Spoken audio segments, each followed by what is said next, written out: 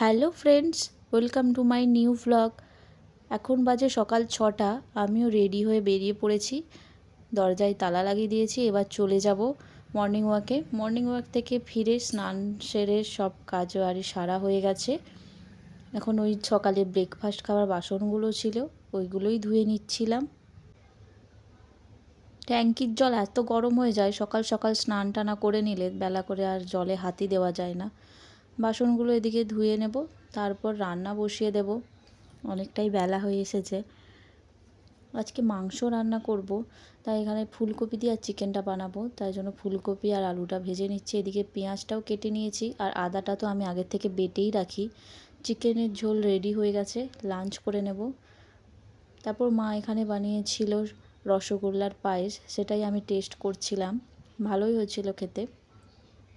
তারপর বিকেলবেলা বেরিয়ে গেছিলাম, একটু টেলার দোকানে যাওয়ার ছিল। আমার বরের কতগুলো জামা প্যান্ট কাটাতে দেওয়া ছিল, ওইগুলোই তৈরি হয়ে গেছে, ওগুলোই আনতে যাচ্ছিলাম। বাড়ি ফিরে চলে এসেছি, এসে রাতের জন্য রান্না করে নিচ্ছিলাম।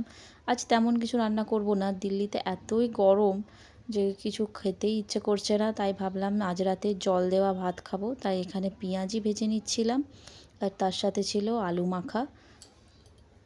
জল ঢালা ভাত খেতে রাতের বেলায় বেশ ভালোই লাগে এই গরমে।